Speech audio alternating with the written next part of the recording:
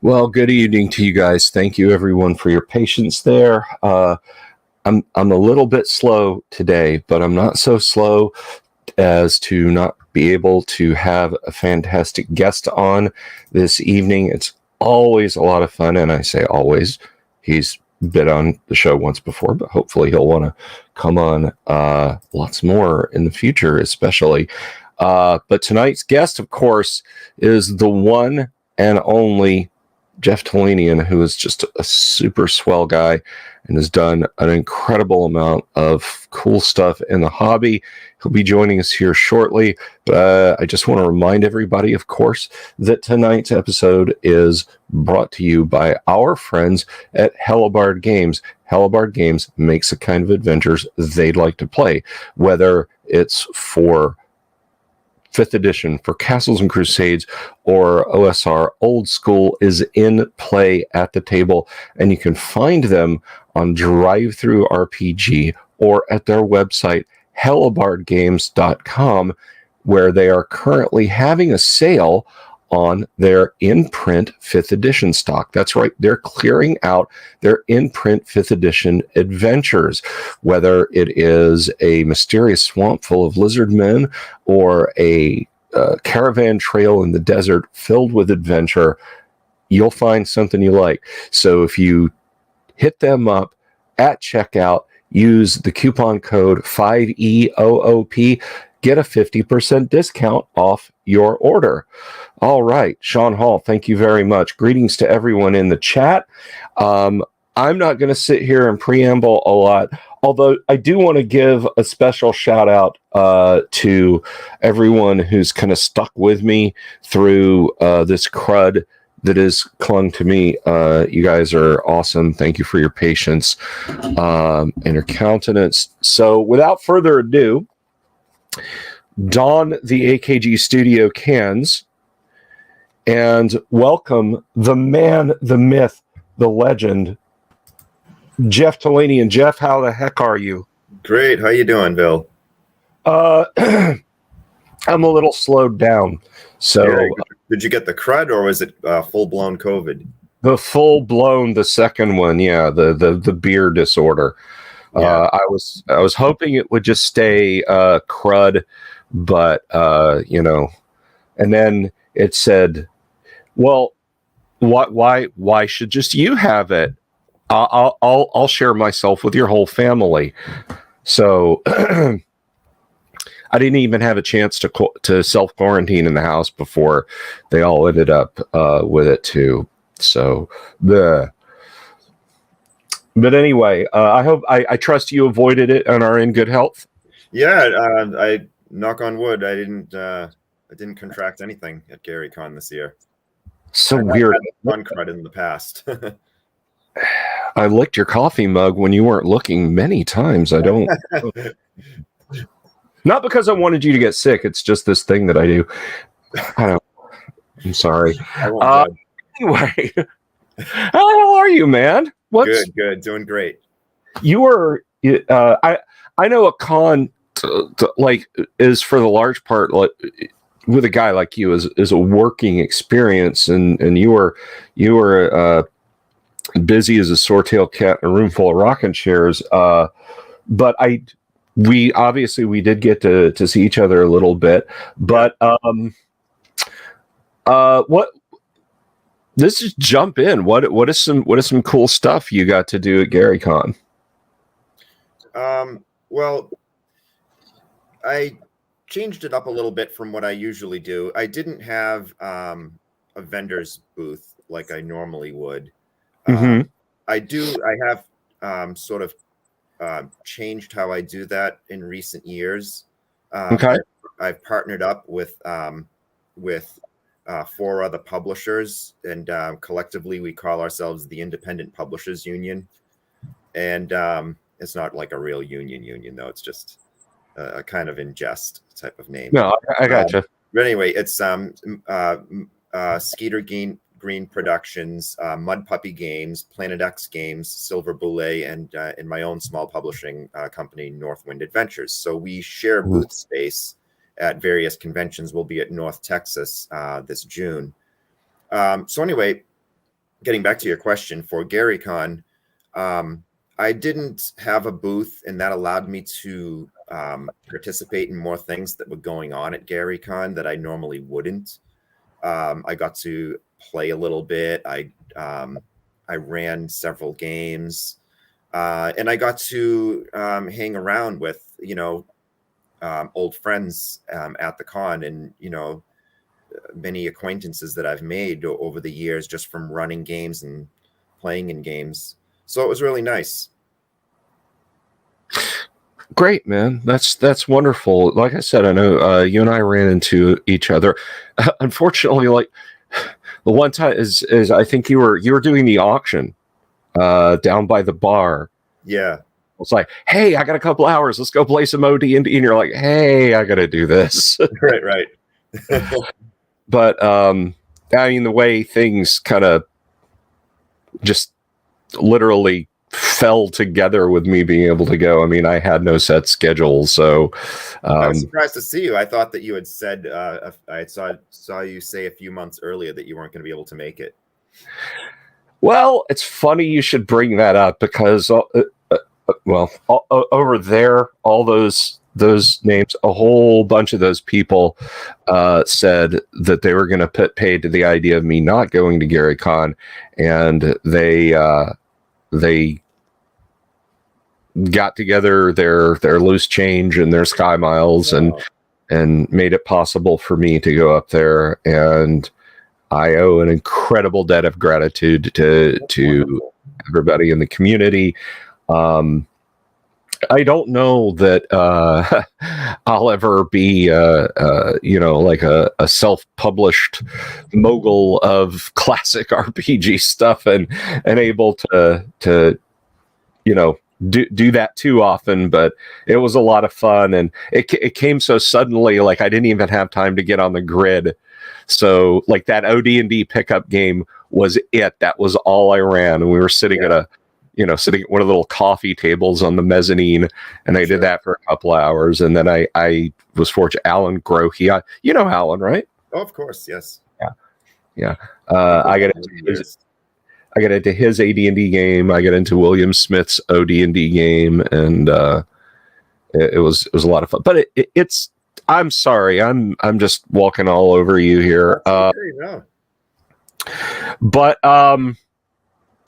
let's first of all, do you have something in the pipeline that you want to tell us about? What is coming up? What is the big Hyperborea thing that is looming on the horizon out there? Sure. Well, I have a couple of things. The first thing that I plan to do very soon, it's kind of like a back by popular demand item, is doing a canvas version of the Hyperborea map.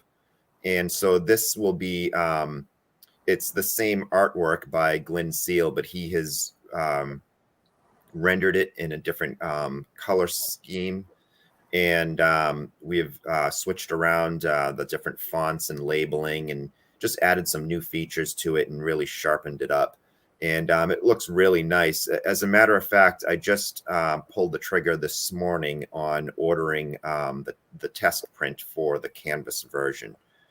So it's kind of a high ticket item. I don't know what the numbers are going to be yet, but I'm expecting that it's going to cost somewhere between $120 to $150. It's a 32-inch by 40-inch canvas, so it's a large canvas. So that's something that's exciting, and I know a lot of people have been poking me to do that again for a long time. So I'm glad to finally be doing it. And so even more exciting for me, anyways, my biggest thing with the Hyperborea game is its setting. I think, rules sets are a dime a dozen, and there's a lot of old school style rule sets, and they all sort of overlap.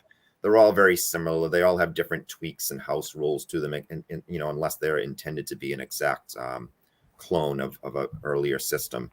But they're all basically in the same sort of wheelhouse, right? So so my theory for Hyperborea has always been what sets it apart is the setting. So for me, my favorite thing to do is to publish new adventures for that setting. So I've got 3 great new adventures that are on the horizon, 3 new adventure modules. And I can tell you about a little bit about each of them, if you'd like. Sure. So one of them's called the Thousand Eyes of Thaumagoria, and that is an adventure by Ben Ball. Ben has done a lot of work in Hyperborea in the past. He's written a very well received adventure called Beneath the Comet. Ben has done a lot of stuff in the Hyperborea community as well. He's very active in our forums, and he helps a lot of the community members answering their questions, whether it's something settings wise or rules or whatever. He's just a great all around guy. The next one I have is the Vanishing Isles of the Summer King. So this one's special. One of the artists who's been with me the longest time, Jonathan Bingham. He's been doing art for me since about 2010. So we've been together for 13 years now, working on various projects together. So this one's really special because this is written by Jonathan and illustrated by Jonathan. It's got a cover by Val Simex, who's a pretty well-known Marvel and DC artist. He did Savage Sword of Conan. He did Conan the Barbarian. He's probably most famous for doing Lobo and Demon. Those were a lot of titles back in the day. And so his favorite stuff is sword and sorcery themed works. And so he did the cover for that adventure. And then the last one I have is called The Oblation Slab of the Hepatomancer. This one is by Joe Macaron. Joe is an old friend of mine. I think you guys know each other. I'm not sure. Maybe you do. I'm almost certain he and I have communicated before. Yeah, I know Joe by name, and I bet if I dug through enough forum posts or emails and long shuttered accounts, I could probably find where we had talked. So Joe and I go way back. Joe was friends with Gary as well, and I kind of met Joe through our mutual connection with Gary, and he went to some of those Lake Geneva gaming conventions that were held by Troll Lord Games prior to Gary's passing. And so I've known him since those days. And so he was involved with the initial development of the Hyperborea game. He was just like, he functions as a sort of great sounding board. He would send me documents of his ideas, and he would look at some of my ideas and criticize things. And he was just a great help. So he's been sort of one of those people that I've leaned on to say, like, what do you think of this? Or what do you think of that? Just to see if something that I've come up with sounds cool or sounds stupid. And so he's been a great sounding board over the years. So this isn't it. So he's finally gotten around, since he retired a few years ago, to writing an adventure. So I'm very happy to be publishing an adventure by him. It's got a cover by Del Tigler, who's done great work for me for several years now, going back to about 2016. So those 3 adventure modules, what the plan is to package them together and run a single Kickstarter that to launch all 3 titles. Okay. So I think, go ahead. I was just going to say, one of the things that we like to do with each of the adventures as well is to also include a little bit of expansion in the setting in some parts. So what you're going to get in any Hyperborea adventure is not just the straight adventure. You'll get a little bit of development in a small corner of a hex somewhere. Excellent. I like that. That's like you get with like a lot of the classic Greyhawk modules would do that, right? Like, S4 gave you like a whole mountain wilderness, not just plunk, there you are in the dungeon, and then you had WG4, you had a nice slice of fleshed out and expanded world. And so you're doing kind of the same thing here, the same approach. And that's very, very cool. And I think you just answered our questions. And by the way, guys, if you have questions and you put them in the chat, I will star them as I catch them, and then when we get a few built up, I'll come back to them. But Crafty Matt says he wanted to know, will these be kickstarted or just available for sale? So there you go. You have your answer. Yeah. And he says map 2 is the map to be kickstarted, or I haven't really decided that yet. I'm either going to run a Kickstarter for it, or I may just do a simple pre-order system off my website. I'm not entirely sure. I feel like I could do either one, but I may have more reach with Kickstarter because of so many people who follow my account there at this point. So I may do that. Right on. Now, I myself have a question about the map print itself.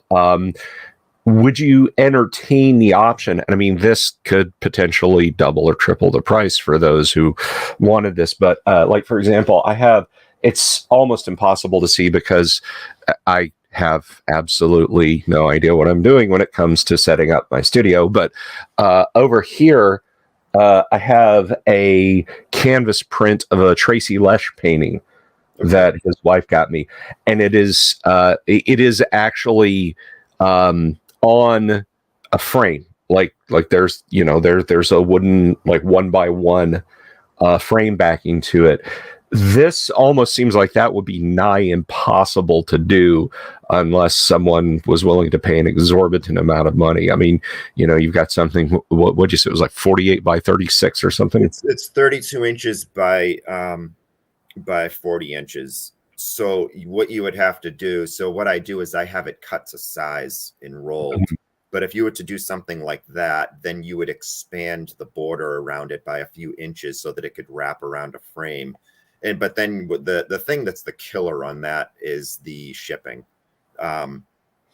So I think really the best option is for the rolled up canvas and for folks to decide for themselves whether they want to frame it or, use one of those hangers. I've had some people who have said that they like to take that rolled up canvas and just roll it out on top of the gaming table, because the great thing about a canvas is you can spill a drink on it or whatever. It doesn't do anything to it. It's pretty forgiving when it comes to, taking a beating. Yeah, they're quite nice compared to paper maps. I mean, I don't like when we have IRL games or I go somewhere that merits referencing the Greyhawk map, for example. I don't get that thing out. It's like they're in that size, they're kind of irreplaceable unless you want to pay an exorbitant printing fee for the high quality images that are out there. So I did take a pair of I couldn't use my original Greyhawk maps because I had beat them so badly when I was a kid, but I got a nice set of maps at one point, and I got them laminated at FedEx. And it actually wasn't too expensive. I think it only cost me like $20.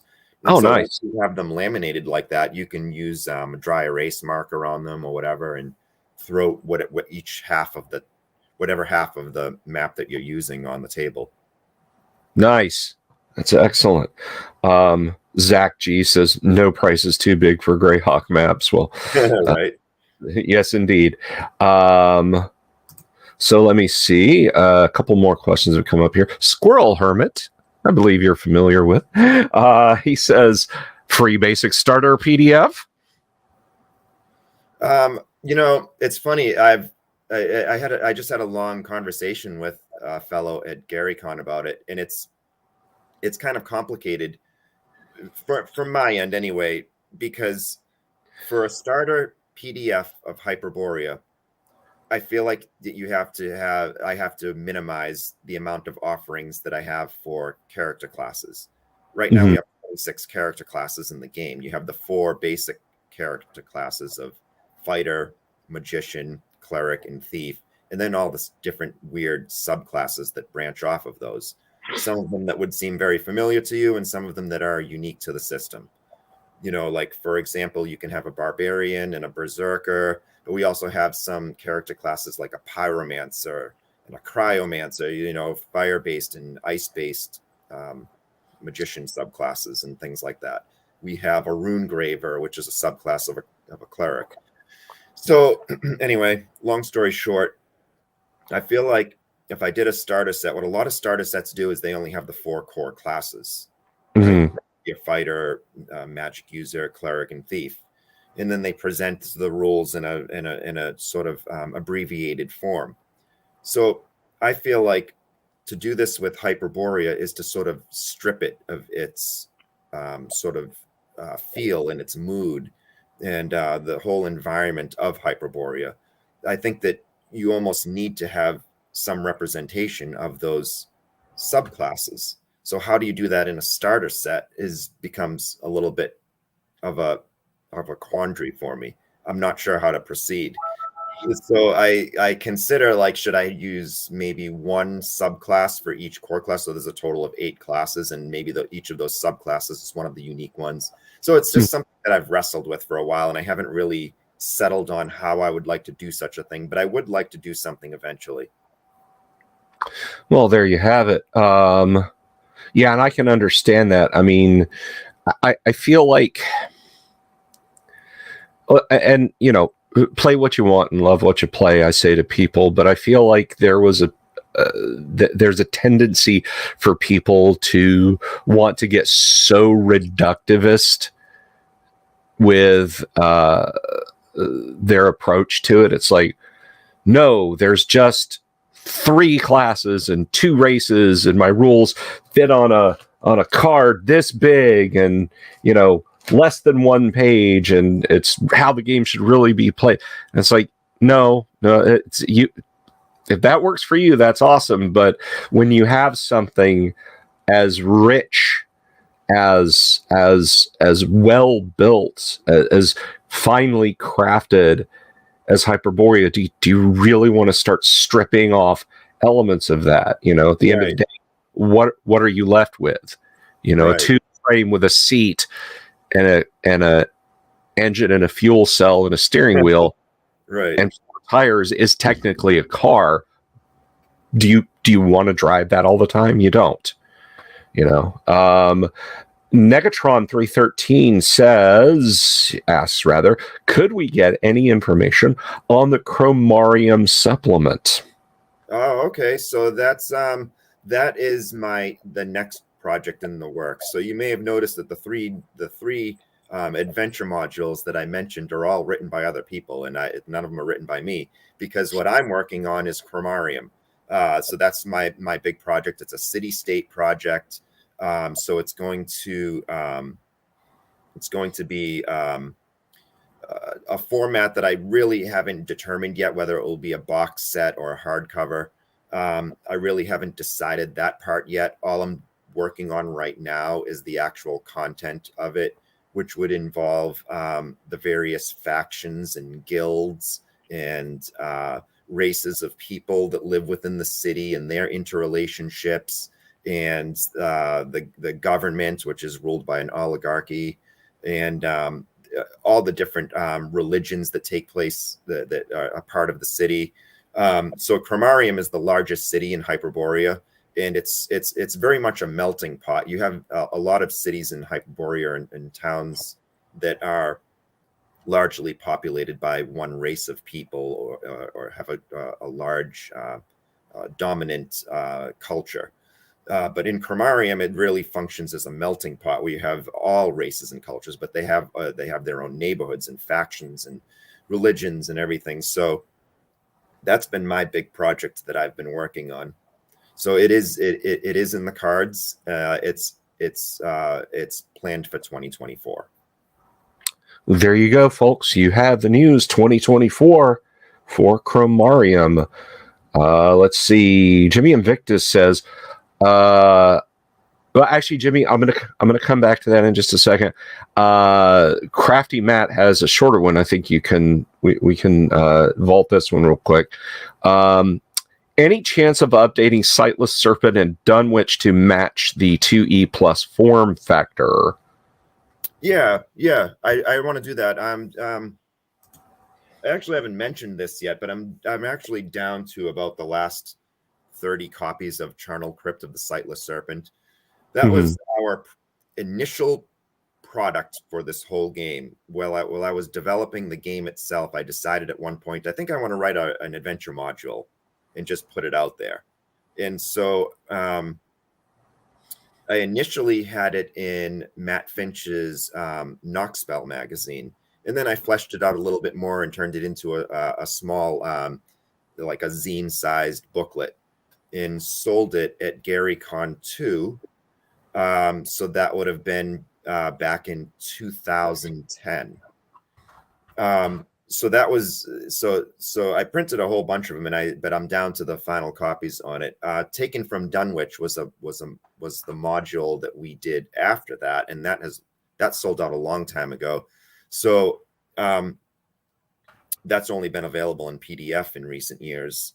So yeah, I would like to reprint those. My plan for Dunwich is to actually flesh out the town a little bit more, add a little bit more flavor to that region of the Gal Hills, which is predominantly a Celtic region in Hyperborea.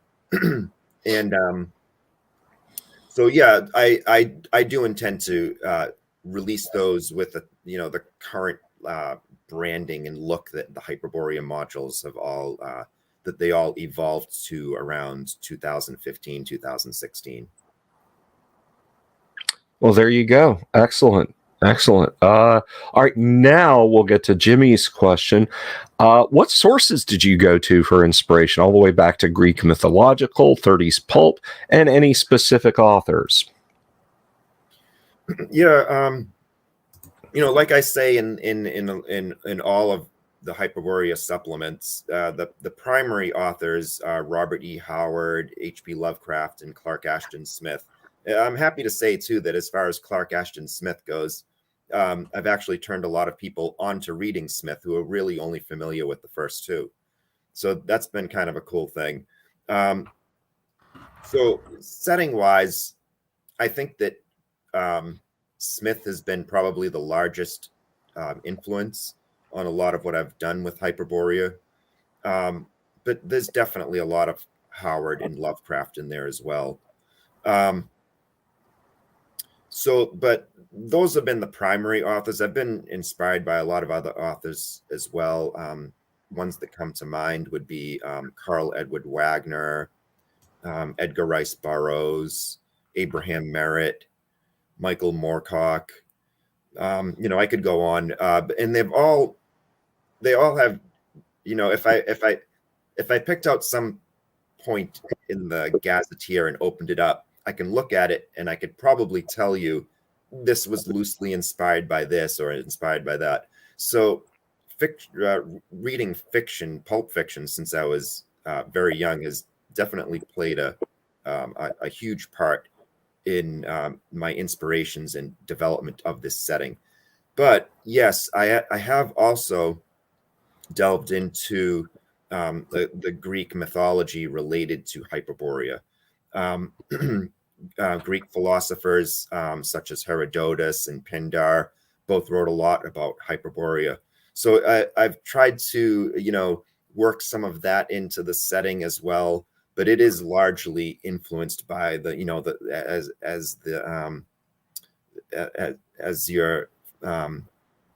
was it? Jimmy Invictus. Yes, as Jimmy asked, largely the 30s pulps. Thank you for the super, Lux. I think some people were concerned because we had somebody super and it hadn't gone through. That was your little experiment, Lux. I see it.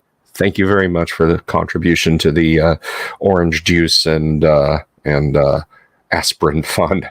But anyway, let's see. I'm going to make sure I didn't miss any questions there. Let's see. Thank you, Pepe. We do this 5 nights a week, 6 nights a week sometimes. When I'm 100% healthy, we do it. We have Let's Plays and everything else. And I should point out, on the 13th, you might want to tune in, Jeff. You know Alan Hammock, right? Of course, yeah. Alan's going to be on the show on the 13th. Oh, great. Yeah, we've got Alan coming on. Tracy Lush will be on. In May, we have Errol Otis coming on, and Darlene, and Jeff Easley. It's going to be a lot of fun. Paul Stormberg, of course. So Metatron says, I seem much healthier. No, I'm not. I'm really not. But anyway, yeah, thank you everyone who's if you've come here because you saw, oh, I like Jeff Talanian, I'll watch this bozo talk to him. Please stick around. We have lots of nice people to talk to. But Lux says that was a test, but I didn't see a place to write a message that time. I don't know. Got another question for you there, but I'm going to ask you a question. Influences. You're obviously a weird fantasy and fantasy horror fan. And this is kind of a controversial point with a lot of people. How do you feel about Brian Lumley's work? I've only read his stuff briefly back in the 80s. I didn't really follow too much of his stuff. I was, as far as other mythos writers go, I probably followed more stories by like August Derleth. So I guess I don't really have much of an opinion on Lumley, just due to inexperience, really. Thank you for that incredible super, Uncle Brat. That worked. Maybe it was like, you have to stomp down on the gas really hard to clear out the choke, but you did it. Whew. Good Lord. Anyway, back to what you were saying. Yeah, Lumley is one of those authors that's like, conceptually, I want to like his take on the mythos. But, and forgive me, fans of Brian Lumley, for saying this, but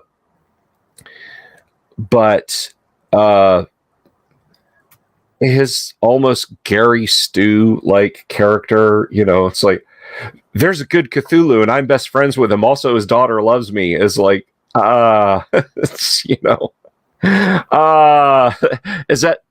that really count as weird horror anymore? I don't think it does. I really don't think it does.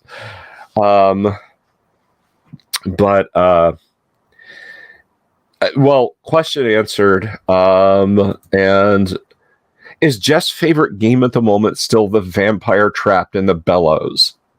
I'm sorry, his favorite game moment still the game moment. That was one of my favorites, and what the poster is referring to is there was a moment in my game where the player characters had defeated a vampire who was protecting a bridge. This is in my weekly group, and so the vampire turned into a mist and was attempting to escape. And one of my players said, I have a bellows. I'm going to take out the bellows and suck up the mist. And I said, you do not have a bellows. Let me see your character sheet. Well, lo and behold, he has a bellows on his character sheet. So I don't know what I gave, but I thought it was so ridiculous, but I wanted to give him a chance to be able to do it. So I told him this. So in our game, we have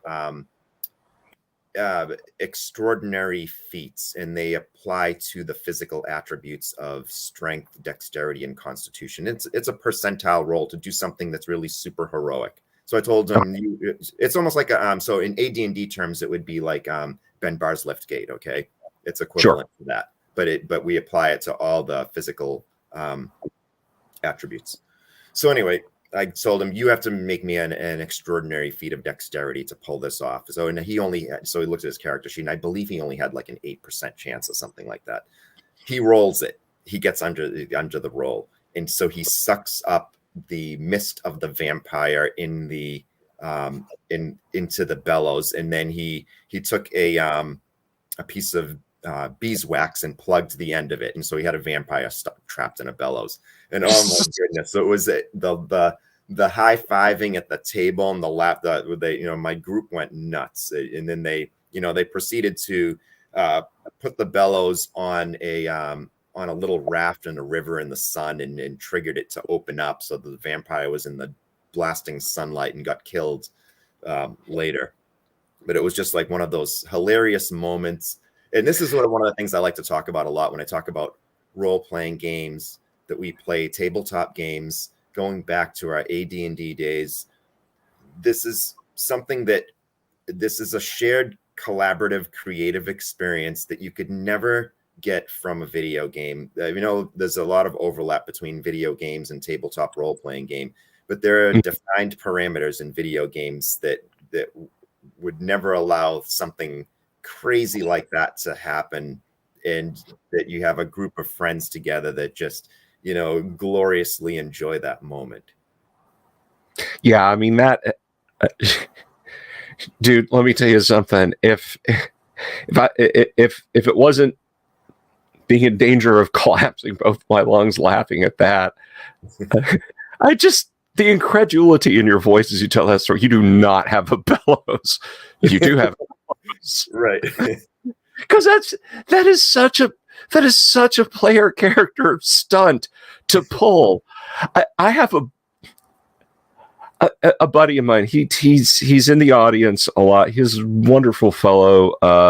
You guys know him as Volcano God. I once threw him the idea, which was actually my co-host's fault, of you haul some of the coinage treasure out of the dungeon with you, right? The copper and the silver, because you're there for the gold, the platinum, the electrum. But you take out as much of the copper and silver and electrum as you can. You take it back to your city, and you have the baker bake the coins into hard rolls. And then when you go in the dungeon and your monsters are pursuing you, you just throw them over your shoulder. Because in the Dungeon Master's Guide, it says monsters will stop for food or treasure. This is food and treasure. And I told my buddy Volcano God, yes, I'm telling on you, Volcano God, right now. I told him this, and it was over the phone. And I swear, I think I heard him like slam something, like throw something. He was like, "That is." It's just such a ridiculous player stunt. He was like.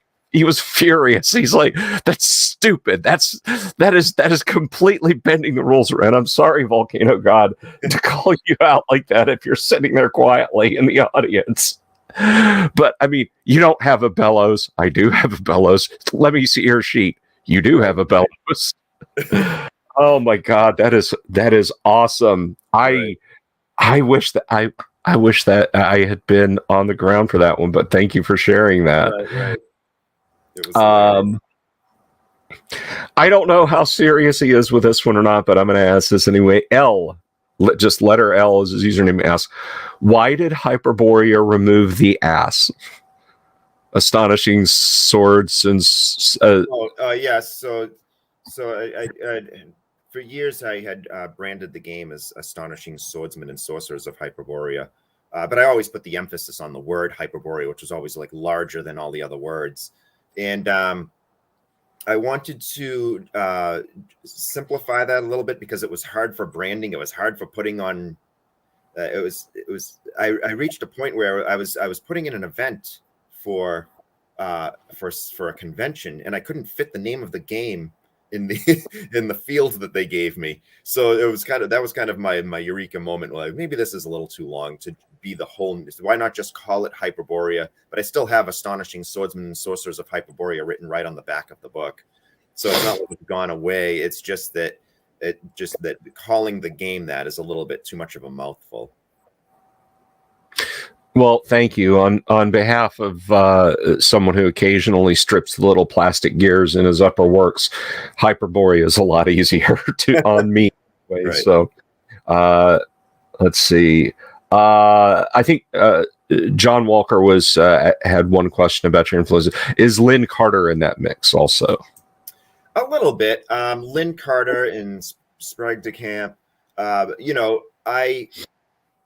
I guess if I'm to be honest, when I was a teenager, I ate that stuff up. Thongor Mhm. and Lynn Carter's version of Conan, and I actually really liked his editorials in a lot of the collections of stories that he edited, and his insights on the pulps and the whole genre of sword and sorcery stories and novels and in other media. But I tried in recent years to reread Thongor, and I couldn't do it. It was no longer, it was something that didn't, when you read something years later that you loved when you were younger and it doesn't hold up anymore, the same with like different films and things like that, and it just doesn't entertain you as much. And also when I look at some of his Conan stories and DeCamp as well, they just like, when they're blended in between the Howard stories, the way they did them in those Ace paperbacks, it wasn't really as noticeable. But when you read them on their own and you really side by side compare them with Robert E. Howard's, unique style, it just doesn't compare. And so I like Carter, but I don't love Carter. No, I got you. I read a couple of pastiches of Fritz Leiber's Fafhrd and Grey Mouse, or some stuff that came after. It was when White Wolf Press. I don't think it's White Wolf, like the game company. It was like a different company, Impressum, that was called White Wolf. No, you mean they adapted all the Michael Moorcock books too? Yeah. In the 90s, they had done like 4 volumes of all the Fafhrd and Grey Mouser books, and then they had other authors come in and do them, and bless their hearts, they tried, but no, that ain't it, Jim. Right. Just that ain't it. Jimmy says, don't cancel this one, Google Play. Thank you for the super, Jimmy. I see that one now. But let's see. I'm trying to keep up with y'all's questions. I'm putting them over in the good questions corral as quickly as I can. Sure. Let's see.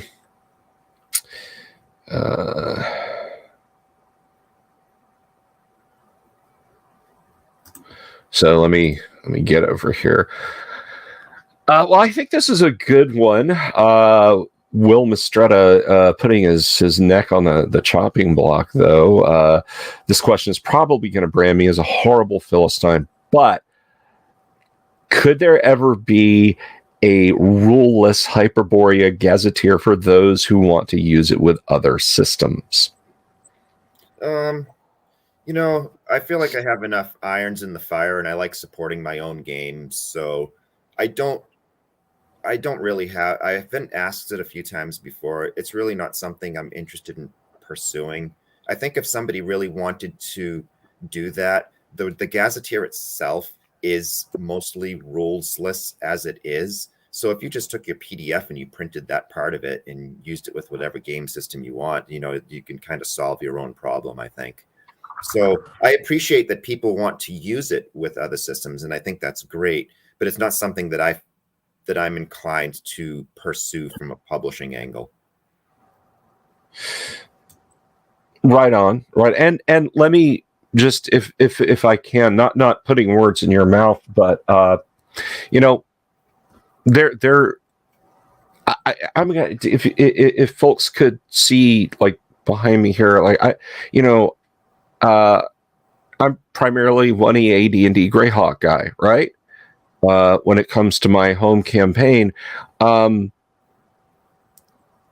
I'll buy different rule sets and everything. Like I don't find it particularly jarring to get a completely different rule set, but to use that material with another rule set. Like I don't, I don't necessarily feel like I have to have the rules removed from that set, because worst case scenario, I find something in there I like, or I decide, yes, I want to play this too. So I'm with you, I guess, is what I'm saying, Jeff. Sure. Let's see. More questions. Let's see. Will there be a 3E Hyperborea ref screen? I don't plan to do something like that right now, because I still have plenty of the second edition ref screens, and there really isn't much of a change in the rules. There's one table that's rendered useless on that screen, but there's like 32 tables on that screen that mostly I want to say that 95% of that screen is still completely accurate or more. There's one table that you don't really need anymore, which explains how phases in combat work, which is something that I took out from the terminology of the third edition, using the phase terminology, because it was causing a lot of confusion the way I had explained it in the first two editions of the game. So I simplified that terminology and explanation to how the combat round functions. And so that one table is kind of useless at this point, but there's still so many great tables on that screen. It's a 4-panel landscape screen, which I prefer. I like landscape for game screens because I feel like you can look over them easier. I feel like when they stand portrait in front of you, they can kind of be a hindrance. Mm-hmm. So it's a good screen, and I think it still functions really well for right now. And, I may do something else in the future, but, as long as I still have this stock of 2E screens and people are still buying them regularly and using them regularly without any impediments in their 3E games, then, it's really a fine line when you talk about editions, right? Because for me, the difference between printing and edition is when you decide to change some things. So the only reason I called my game a second edition and called it a third edition was because we added a couple of character classes each time, or changed a character class a little bit, added spells. You know how like sometimes you have adventure modules and there'll be new items in the appendix, or a new monster in the appendix. Well, then we would put them into the new edition. And so once it's not just a straight reprint of the previous book anymore, and you have all this new content, even if it's gathered from the appendices of adventure modules, it still, to my mind, is technically at that point is an addition. But rules wise, we really haven't changed much. All right, awesome. Let's see. I think this goes back to influences. Jeff McKay said Jack Vance. Jack Vance? Yeah, absolutely love Vance. Between the Demon Princes and Planet of Adventure and Dying Earth, Lioness, various short stories. I've dug into that stuff big time over the years. In fact, there's been a lot of people who, will compare Dying Earth to Clark Ashton Smith's Zothique. And you have to think that Vance was somewhat inspired by Zothique, but he doesn't. I don't think he ever really credited Smith as an influence when he created that setting for Dying Earth. But anyway, to answer the question, love Jack Vance. His lyrical style, is his witty sarcasm and humor built in, his vocabulary, everything, the way he structures things. Love Vance.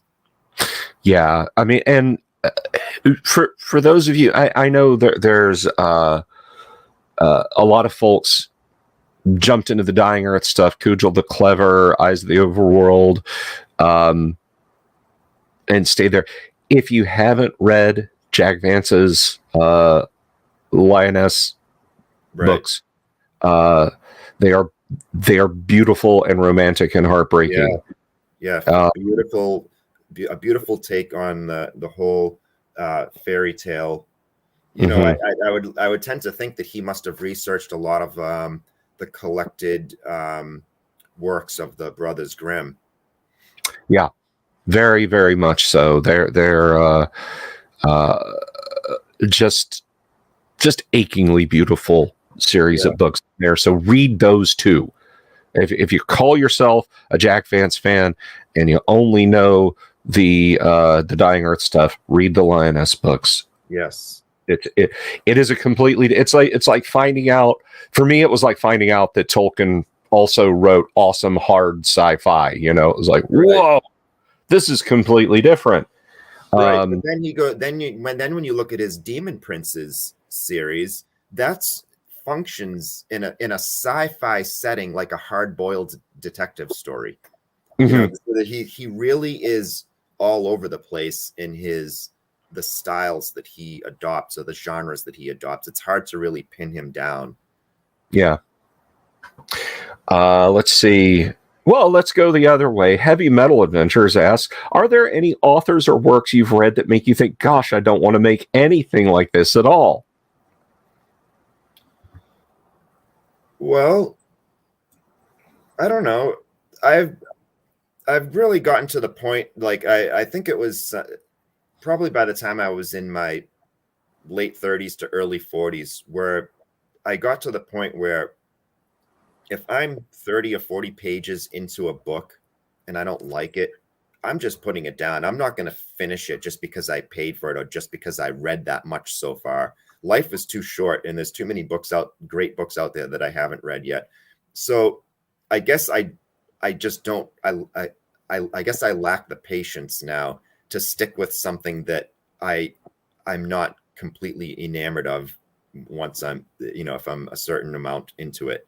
So I don't know. I guess I don't really want to name anyone specific that I would, a lot of people would want in the Hyperborea game to have more of those Tolkien influences in there because they've been such a strong component of influence in AD&D over the years and in other D&D editions. And it's not that I don't like that stuff. I really do enjoy it a lot. I'm not anti-Tolkien or anti-elf and dwarf. It just doesn't fit the genre of what I do for swords and sorcery. Right on. Let's see. So we had a question, a super, by the way, from Paul. Thank you, Paul, for the super. Says, what are some examples of creative feedback or game stories you've gotten from players, GMs, etc., that have shaped, inspired Hyperborea over the years? Well, that's a good question because I've taken a different approach when it comes to, I'm not going to say that I don't listen to feedback from fellow gamers who have picked up some of my stuff and read it and thought that maybe I should have done this or that differently. I do listen to that stuff, but I have for the longest time, going back, to the earliest development of the game, a small group of trusted friends who I use as sounding boards to bounce my ideas off of, and they contribute ideas as well. And I know it's like we live in a time now where a lot of these games, when they're coming out with a new game or a new edition, they put it out there for the masses to criticize and fill out questionnaires on and talk about what they liked and don't like. And they get this, feedback from thousands of people.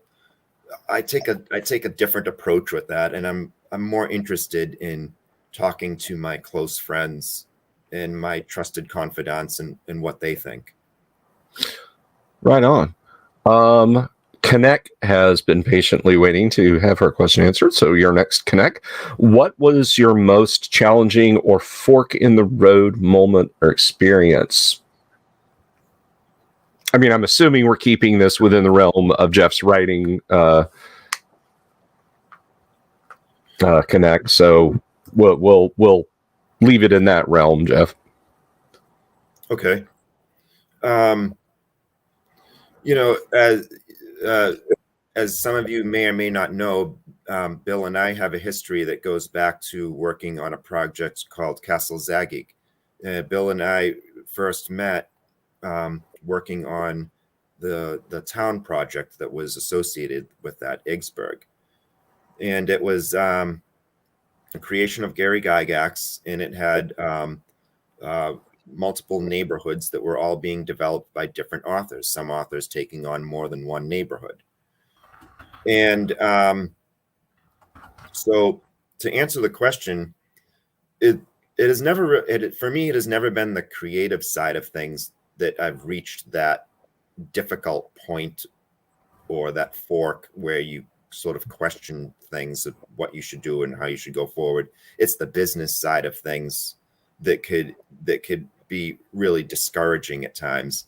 That was a project that that many of us had worked on, and upon Gary's sad passing, a lot of us were left in the dark as far as the future of that project and all the work that we had done.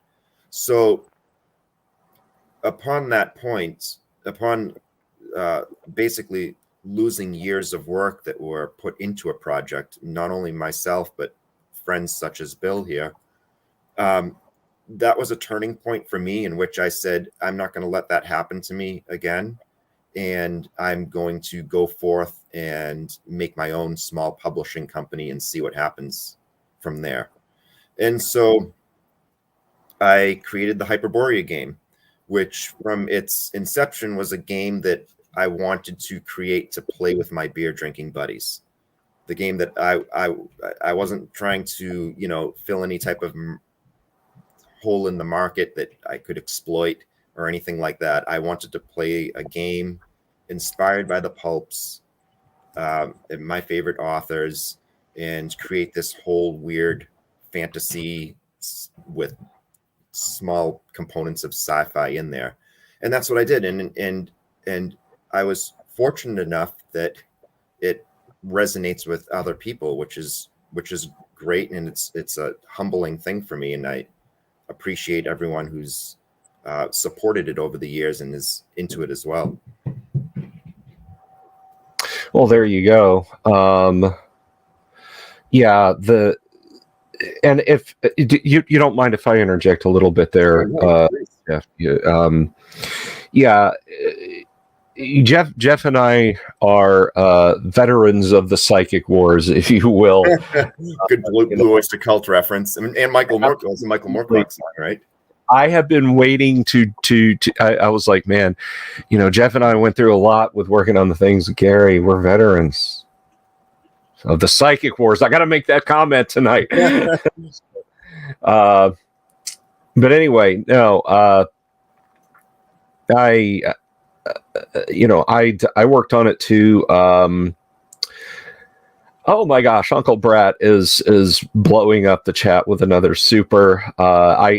I promise you, I will bring that one to Jeff's attention. But I feel like, I mean, both he and I, you know, we had the shared experience, everything we went through with the trolls and, you know, with Gary, and then now Jeff's lucky enough because, of course, you got the upper works done, but then every other piece, because I know you had other things going, you know, you had the city sections and everything else, and I'm not kidding you, I'm not exaggerating, audience. I had 100,000 words written for Gary, and one of them would have gotten published, but for Frank's interference, and you know, it hurts. It hurts. But what Jeff did was the absolute correct thing. He picked himself up, he dusted himself off, and he made the he made the right choice. He said, you know, I'm not going to let this be a setback. I'm going to move forward, and I'm going to create something that I love, and I'm going to put my passion and my time into it. And we have Hyperborea, which is arguably a titan in independent role-playing game creation. So kudos to you, my friend, for pulling that off. Connect says rebrand it now. I can't. Okay, it doesn't belong to me. I mean, it does, but if I, Right. It's a long story. Lost Crypt. You've seen Lost Crypt, right, Jeff? Yes. Yeah. Lost Crypt is about as close as I dared skate towards a very sharply inward dipping, spike-filled pit of legal nightmares. So back to pleasant stuff, because we have more questions for you. Okay. Let's see. Luther says the cover of your 3 ebook has a crashed spaceship on the front. Is that addressed in any of the lore contained in the books, or is it beautifully left to our imagination as to why? That is left to the imagination. So it's something that it's not addressed. There are various sci-fi elements in Hyperborea. They're few and far between. Some of them are considered ancient Atlantean artifacts from when Atlantis had risen to its peak in a bygone age. So that's why you might find some type of radium gun or something of that sort, or a radiation grenade. There are different things like that. But yes, and there also there are high-tech installations by the Great Race, which is from Lovecraft. So it's almost like giant mega computer structures that from which they utilize to further their diabolical machinations. And so there are things like that sprinkled throughout the setting.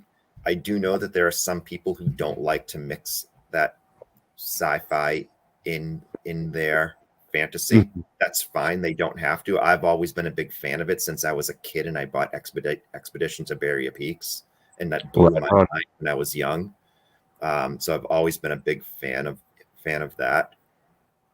And also, so it's sort of I've seen that type of genre mashing in different fiction that I've read over the years that I really love, like Michael Moorcock's Hawk Moon books and Carl Edward Wagner's Cain. You can see some of those things in those stories, and that's always been something that's intrigued me. I'm going to plug a buddy of mine. We've had him on the show before. In asking you, are you familiar with the works of Skylar Hernstrom? What does that name ring a bell? Can you give me a title example? Or Yes, I can.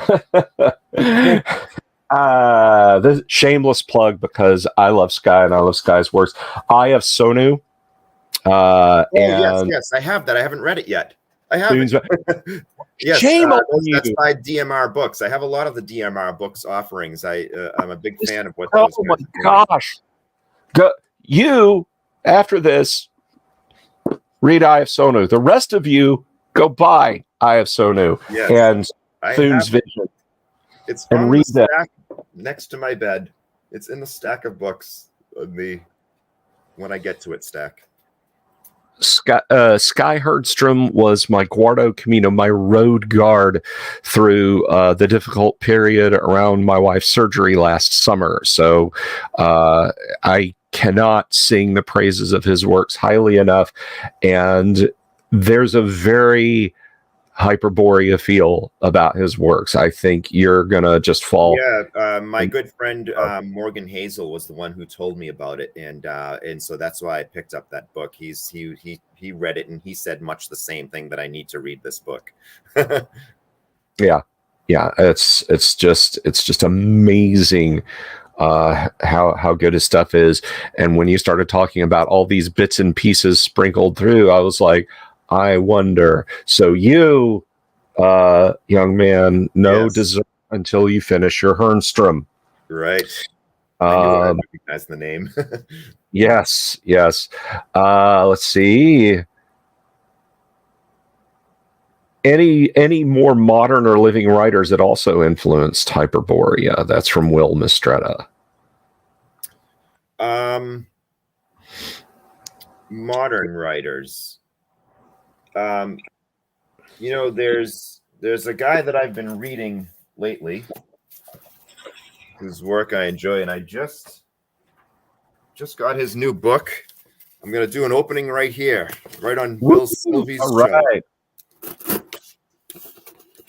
Unboxing mail call Thursday.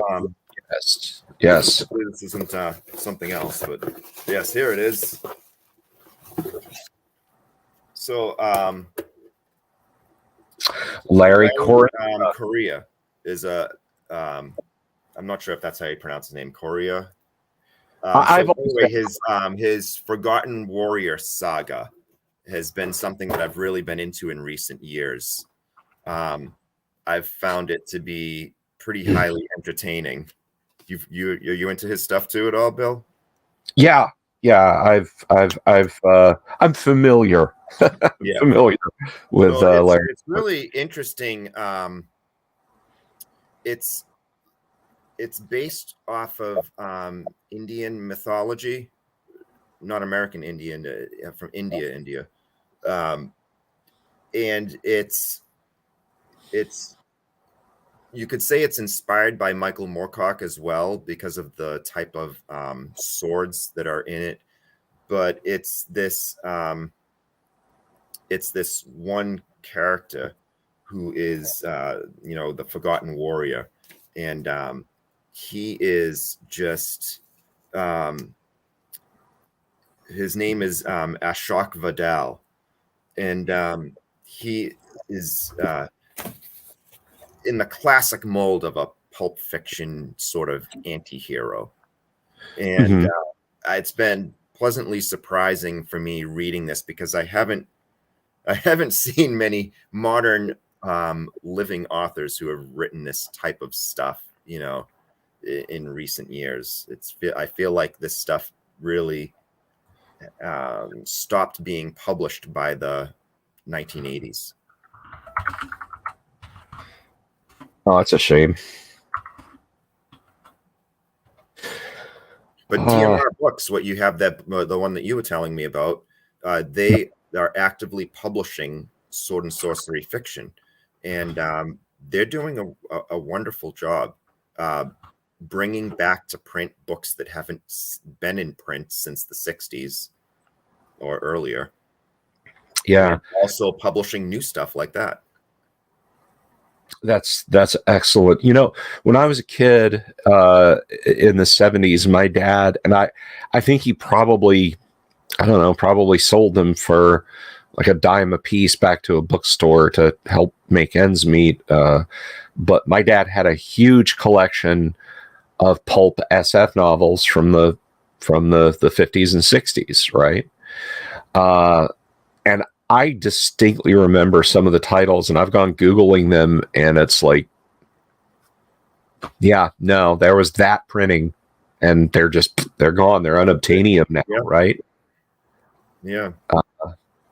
So, if you get companies like DMR out there bringing stuff like that back, bringing back some of the old SF and fantasy pulps to new generations, good.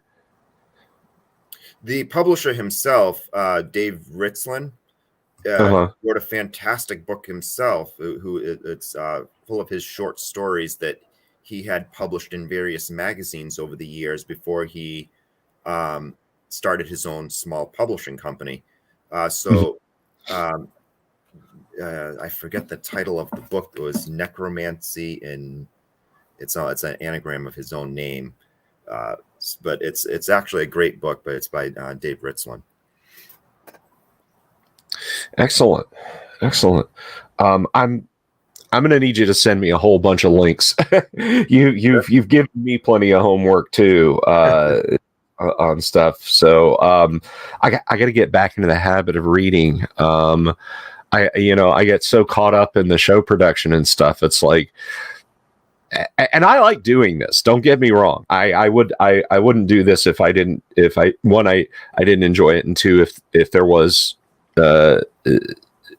not a single person who wasn't getting something out of it. But it does tend to eat into your free time. So Sure. you know, I'm currently going through Weather-beaten Zebra Books mid 1980s print called Machines. Yeah. Which is a collection of short stories. I mean, it's got some great stuff in it, like Second Variety by Philip K. Dick. Nice. The first Berserker story from Fred Saberhagen, and so many things like that. But I've read those stories all before, but it's always what happens to be next to the nightstand. So I need to. I need some new old stuff. Right. I've been on a Zelazny kick lately as some of my online posts. Oh, nice. Nice. Zelazny. And Jack of Shadows and Lord of Light.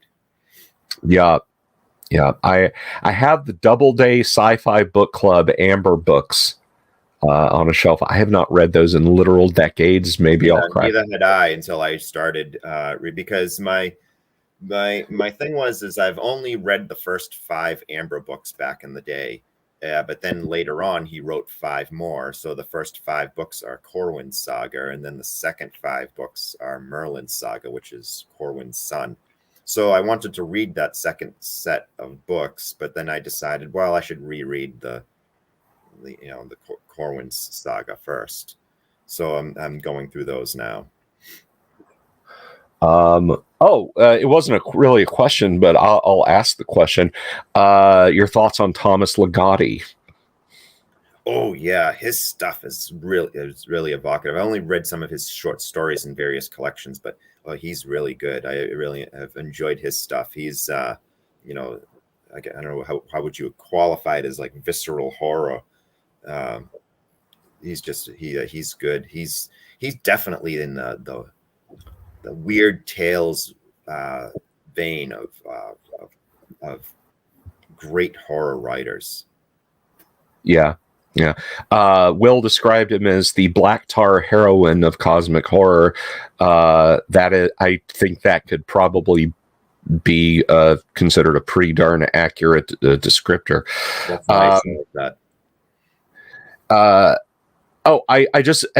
love telling this story. By the way, I don't know if you are aware of this, because folks are now talking about books and authors in the chat, which is just awesome too.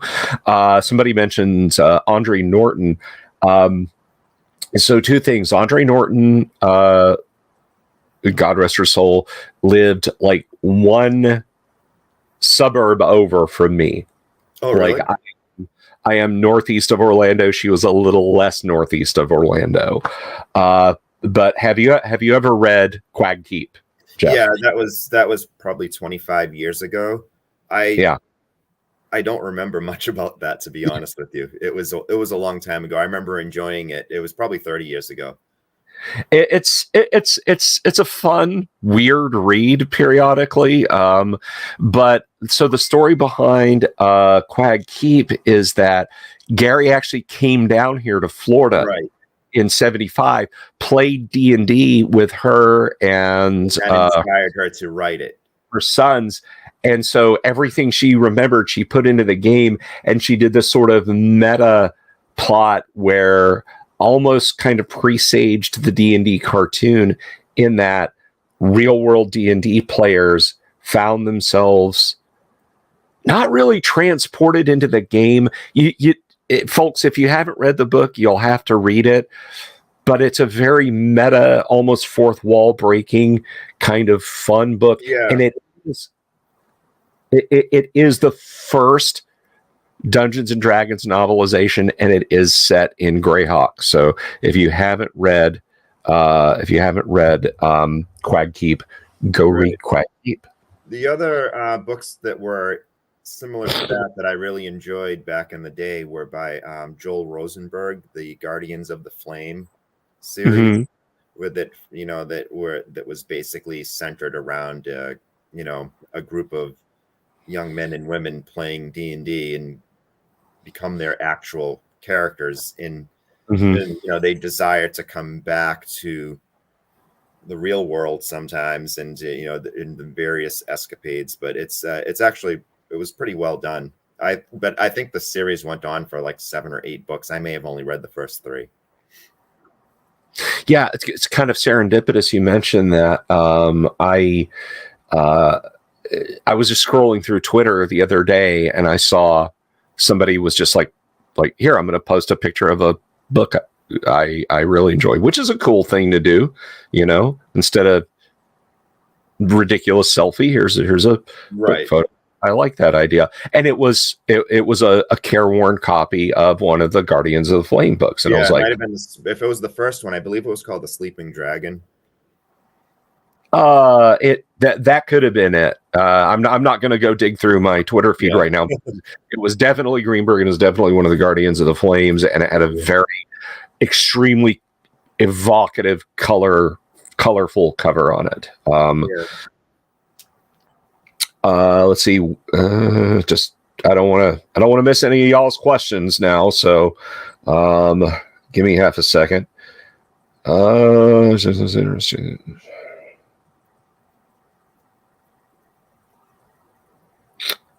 Okay. All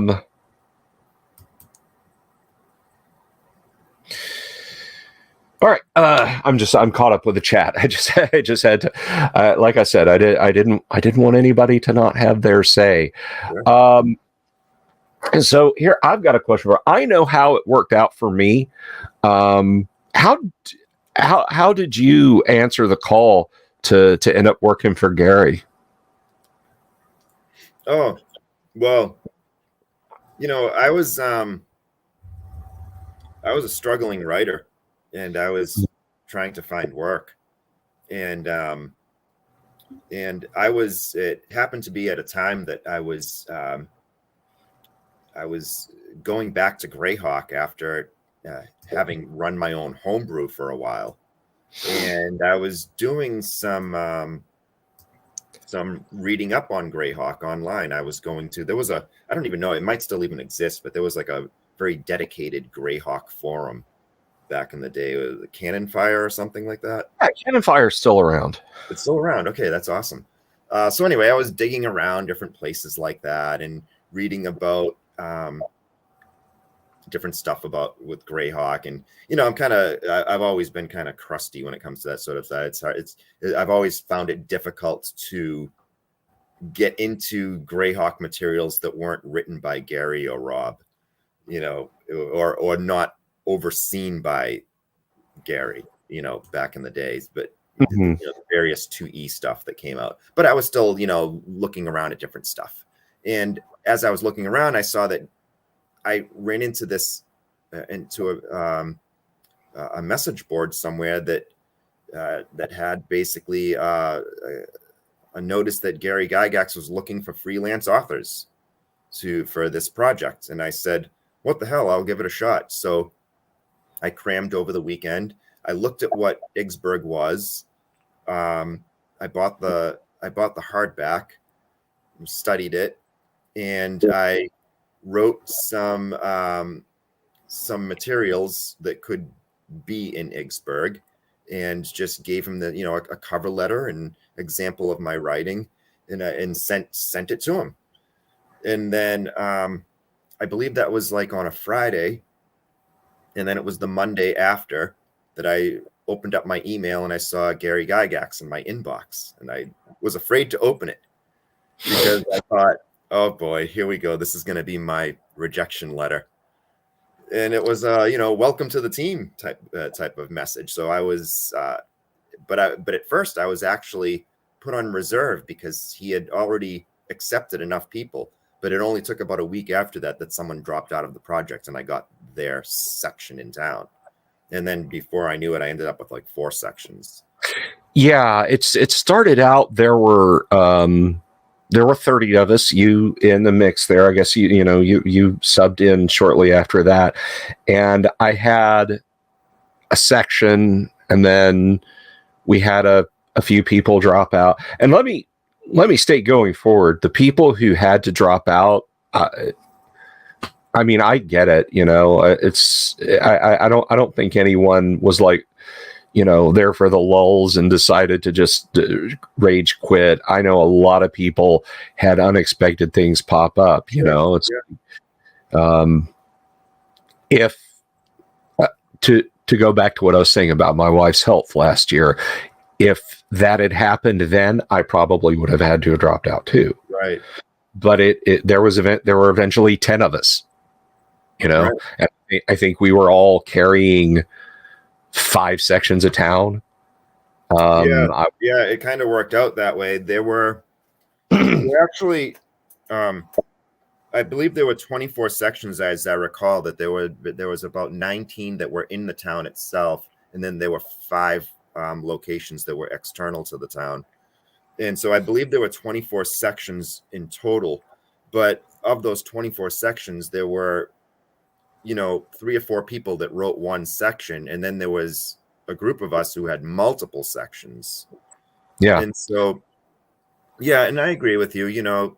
When all of us were taking this as freelance work, everyone had families and jobs and stuff like that, and things happen. Yeah. I don't remember. I'd have to go digging.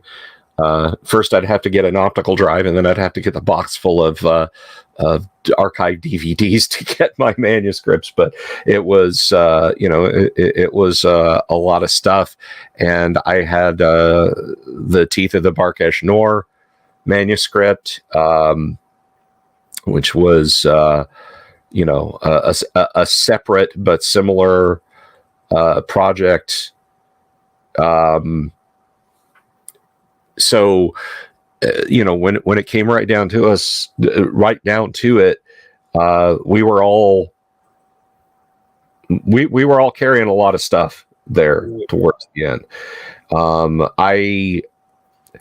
I had, and I tell this story in the intro to Lost Crypt. I had a little experience and encounter with Gary before, but I saw on a forum his I don't remember if it was Dragon's Foot or EN World when he said he was looking for that, and that's when I threw my hat in the ring. It was kind of a similar process of, well, what have you done? And I showed him the 2 little solo modules that I had written and self-published for free for AD&D, and just kind of gushed, gosh, Mr. Gygax, you're the best. kind of moment. And right. It just sort of went from there. What might have been, but that's that's stories for another time. Another question. Heavy Metal Adventures says, actually, I'm going to answer Damien. Is there power armor in Hyperborea? Is there power armor? Yeah, that's from Damien. Is there power armor in Hyperborea? There is one artifact that is a ancient Atlantean type of artifact called a zirconium suit, and it is a sort of powerful suit of armor that has tech-related stuff on it. It's percentage-wise to get it is incredibly difficult, but if you happen to find one, or if you it can only take so many hits before it breaks and it's unrepairable. So there's the sort of the downside to it, but it is a sort of a tech suit of armor. That's the only one in the game. Well, there you go. There's your answer, Damien. And pursuant to our this end of the conversation a little bit more, did each author have free reign over their sections of town? I have an answer for this, but I want to hear Jeff's as well. Or was there some general directive from Gary? Jeff, do you want to tackle that first? Yeah, sure. So Gary had what he referred to as a working Bible for the town, And within that Bible was his various directives of things that should be common to all the sections. But then beyond that, each section had its own sort of theme. It could be there was a college district, there was a library district, there were shops, there were different trades districts and things like that. So beyond the Bible section that basically mapped out what streets, how wide streets should be, how wide sidewalks should be, things of that nature. The level of technology that was in the setting. It was maybe a little different than some people would have expected, because we tend to think of Greyhawk and things like that for Gary as being sort of medieval, but it was, I would say, sort of closer to early Renaissance period technology for some of the stuff as far as architecture and things of that nature. So anyway, he had his guidelines for all of us. But then from there, we had the latitude to flesh it out of the people and the places and the sizes of the buildings, and whether you wanted to make something just vague and say this is a baker's building, or if you wanted to, develop the baker and have something that goes on there. So it was guidelines, but we had a lot of freedom to create within those guidelines.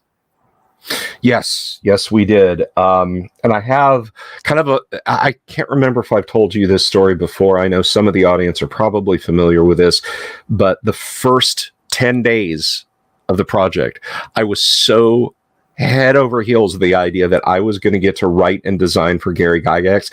And I sat down, he said, okay, it's called the Citadel. It's this fortress. It's at the two rivers come together. You remember the Citadel and the surrounding district, right? Yeah, I remember exactly. So I had the actual Citadel itself, and I went nuts. I created something just completely ridiculous, this Disney's haunted house by way of a deadly trap-filled dungeon, because I didn't read the instructions. And I didn't tell anybody. I didn't, because I was working away, because I was going to turn in the coolest thing in the world. So I didn't ask on any of the mailing lists or in the forum that they had set up for the development. A private forum. Was it at Troll Lord Games forums? Yeah, it was the forum. It was Troll Lords. Yeah. It was active for a long time, even after Gary died. It was, I say active, it was accessible. Like if you still had your password, you could still go in there and see the message boards. But so I did this, I worked on this, and I don't know, it was maybe a few thousand words, but it I was working it just feverishly. And it's almost like fate just smiled on me and said, I'm going to help you out. I'm going to help you out because you're about to humiliate yourself. Gary sends out an email. Again, Jeff, understand, I contacted no one about what I was doing. I was reading the update emails. Yeah, churches, price of hay, whatever, blah, blah, blah. I have cool stuff to do. Gary sends out an email and says, I've seen some of the work you guys are doing, and I want to remind you in the strongest terms, you need to make sure you're following the instructions for the creation and writing in your district. I mean, this wasn't a case of I came up with one or two cool things. I went completely off the reservation. That's funny. But I sat down and I read this email, and then I actually read the guide, the outline document. I was right. It was the meme. Oh my God. So I, just kind of pulled it off the easel, crumpled it up, tossed it, which I wish I hadn't done, because it was actually pretty cool. It would have made good fodder for a project later, and then started working on it. But the cool thing is I still put lots of cool stuff in something as mundane as a military base. Right. I had a lot of cool stuff, but the coolest thing was the wandering booze table, because Gary and I worked on that together, because the fortress has a buttery. Okay. And I was thinking, I said, Gary, I want to create like a percentage table. If a person just runs through and randomly grabs a bottle, what do they get? And he's like, all right. And so I made the table and I assigned some values, and he would adjust my values. He'd be like, no, that should be. And so I like one of the entries on the table was, wine soured, no value. And he's like, now hold on. Red or white wine vinegar is right. A fine red or white wine vinegar is very. So I had to give that a value, and the wandering booze table was a triumphant moment for me in working on the Citadel with Gary. So, but no, it was a lot of fun working on that stuff. Once I realized what was in there, but again, I did get to put fantastical stuff like the low quarter that I worked on, Rivertown. I had a full dungeon underneath it. Right. Bandits, weir rats, the works, all that kind of thing you like to see in a in a disgusting city. So, but let's see. I just want to make sure I'm not missing anyone. There's a couple. Let's see. Road March says, when did you play your first game of D&D? So that would have been when I was in the 5th grade, which was in 1981. I guess I'm dating myself.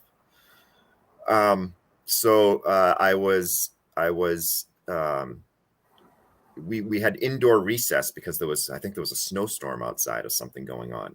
And so one of the kids that I went to school with brought a box of this with this game in it and asked us if we wanted to play it. And so we started to play the Keep on the Borderlands during in-school recess. And so we loved it so much that we decided to meet right after school to continue playing. And that was it. I was hooked. And then I begged my parents to order me this game. At the time, that year, it was actually in the Sears wish book. You could order Dungeons and Dragons from the toy section of the Sears. Yeah.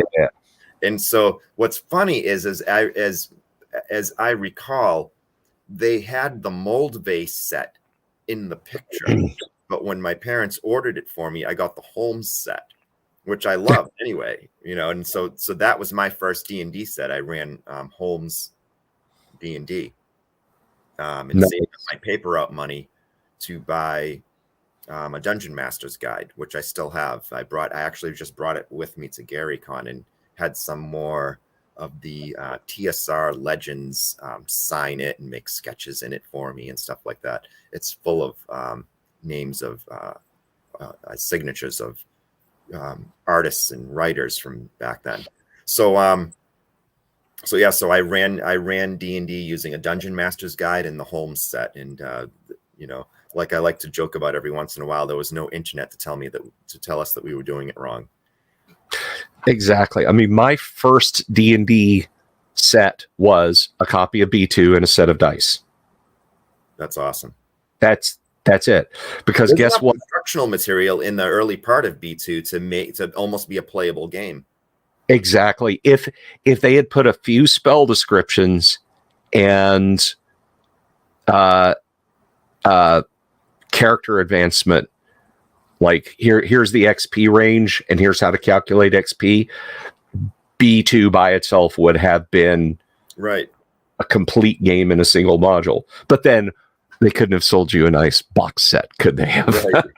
So I remember buying modules, and I was running my game with Holmes and the Dungeon Master's Guide. So I would have to flip back to the index of the Dungeon Master's Guide to see the different powers in, hit points and hit dice and special abilities of the different monsters. Because they were turned on their side. It was so you had to flip your book sideways, and you could look at all the the statistics of the various monsters. And I thought that's what I was supposed to be doing. I didn't even know that there was a monster manual. Yeah. After I got the basics, after I had Keep on the Borderlands for a couple of years, got a basic set and another copy Keep on the Borderlands. Hey, that's convenient. I only ended up with 4 more before I switched gaming types in the late 80s. But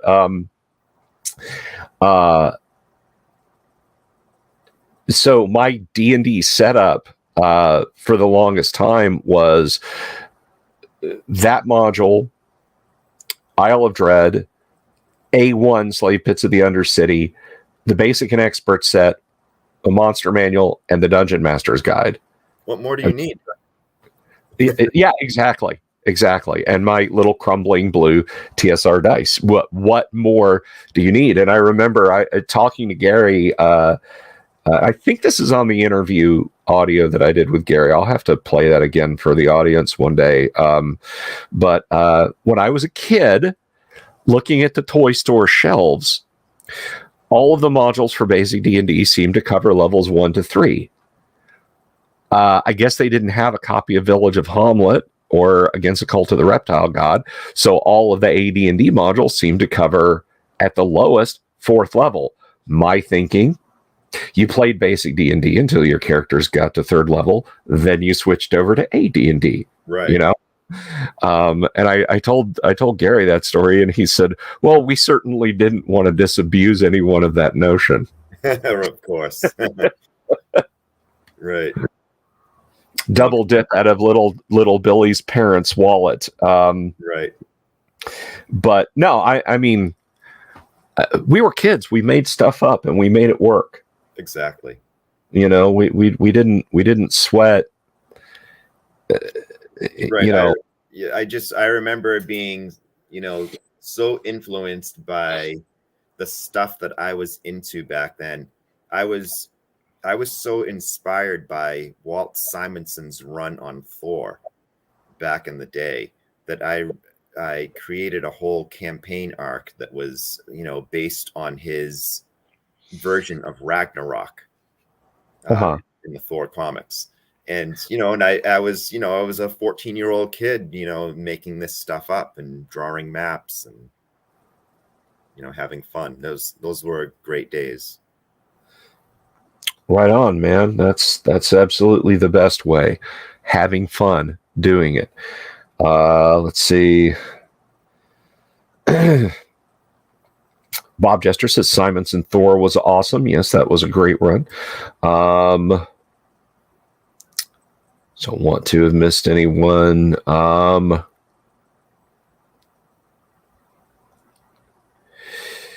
Yeah, a lot of people chiming in, similar experiences starting in 80, 81. Well, let me ask you this. I once asked Gary like how much AD&D he enjoyed playing, and he, cracking open the old books, and he kind of chuckled and he said, well, you know how it is. A chef doesn't necessarily like to eat their own cooking all the time. So do you go back and play AD&D, basic D&D for a lark every now and again? Or are you just strictly Hyperborea? Or? Well, I mean, I really don't, because a lot of times I look at my game as just a house ruled version of the same game I've always played. I gotcha. I feel like I really haven't changed anything except that I'm using a different setting. Because a lot of the rules in Hyperborea have been my house rules over the years that built up into this binder that I would keep. Right on. I gotcha.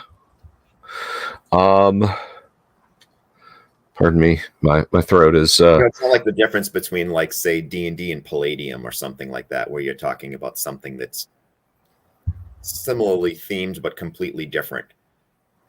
Yeah. And that's that's a bit of a stretch. Not what you're saying, but when you start talking about that, and that's something I ran into. I think as early as the early 1990s, I was hungry to play AD&D again, or D&D again, or any kind of fantasy RPG again.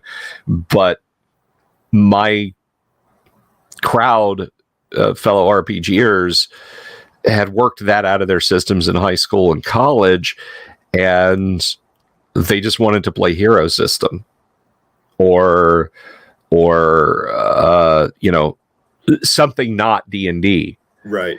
And I always had that itch, but I could never scratch it with that group, and I wasn't the most sociable of persons at the time, so it was like, well, another Hero System game it is. And then one night, playing Call of Cthulhu. Now it was with that group. My buddy Jeff Johnson, and I'm still friends with Jeff, introduced me to Call of Cthulhu.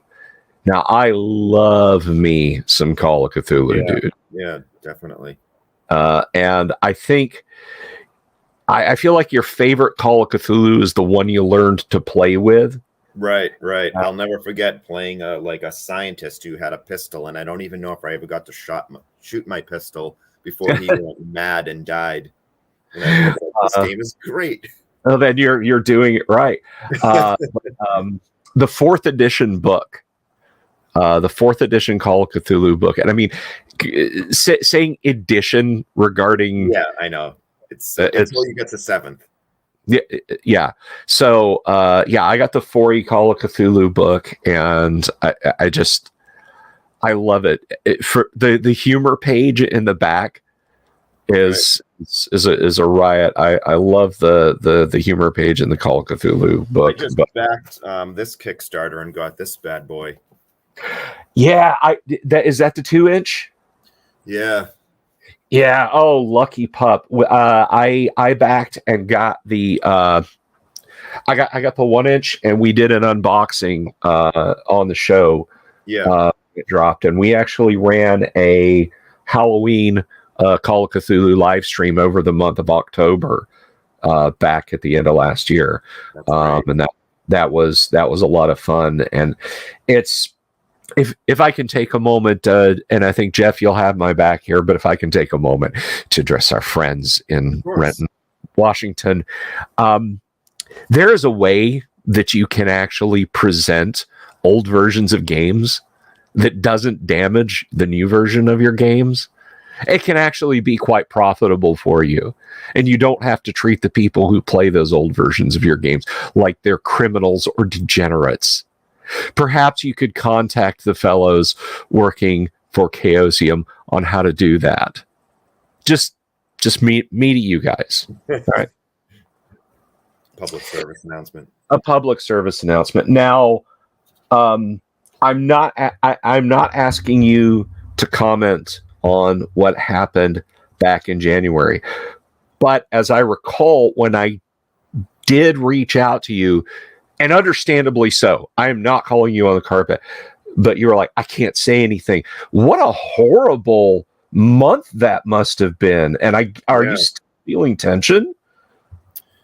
Yeah, it was, all of a sudden I went through this period of believing that that I could be losing my small business and my livelihood. So it was, it was pretty concerning, to say the least. But I tried to stay even keel throughout it and just watch to see how things developed, because I know there was an instant call to arms, and the public outcry was really incredible. I had never really seen anything like that before, in which their own, not only people who were in the old school community, but people who were their own direct fans and buyers were rebelling against them. So it was, interesting to see how everything played out. And I'm not comfortable with a lot of the things they said and did. And a lot of it was really weaselly to me. The way they tried to undermine the OGL after it had been, in place for 23 years, or 22 years and change. Mm-hmm. And it still doesn't sit well with me, but in their desperation to try to resolve it and placate all of the angry masses, dumping all that terminology and everything else into the Creative Commons, may have been one of the best results we could have hoped for. Yeah, no, I think so too. And again, Jeff, I am not trying to put you on the spot live. No, that's totally fine. I know, and I will say I apologize. I mean, that day was probably like the most ridiculous time for me to try and reach out to you for that. So I'm sorry if I. No worries. You weren't the only one. And I just felt like when you had asked me if I wanted to comment on it or go on the show and talk about it, I felt like I was still trying to work it out in my own head first. Yeah. And I didn't want to talk and say something out of step. Sure. No. And I mean, again, to go back to now, I have a little project, lowercase l, lowercase p, that I'm working on with Tracy Lesh that I think will be a good thing. But nothing's committed to paper from him. And I have notes that are there, and I've got some stuff I'm doing for Yang Yan Zhao. Similarly, all of us, I think, suddenly it's like you're sailing along on a calm blue ocean, and then suddenly these sea mines surface all around you, in front of you, and can you even now back out of this, or will you hit one?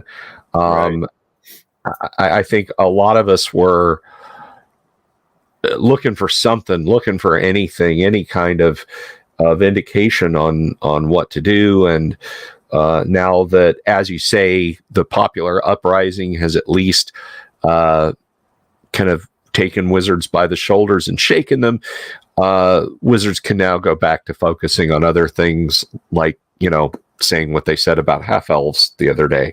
But I'll say this, every time they make a mistake, my viewership and my subscribers on my YouTube channel goes up.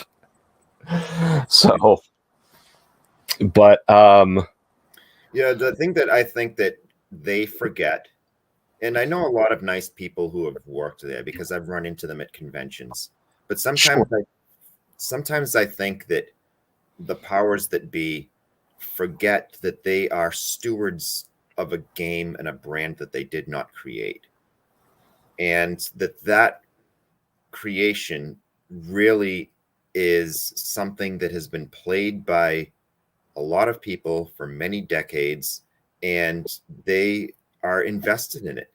And so when they make these knee-jerk reactions or decisions that cause all these waves and upheaval, and then behave as though they're shocked that people react this way, it just seems to me almost pure ignorance. Yeah. I don't know. And I think you used a good word, stewards. They've forgotten that they're stewards of the game. If this was something that Wizards of the Coast had invented in 2000, okay, you're jerks about it, but it belongs to you, whatever. This is, again, this is something that is older and deeper than what they've created.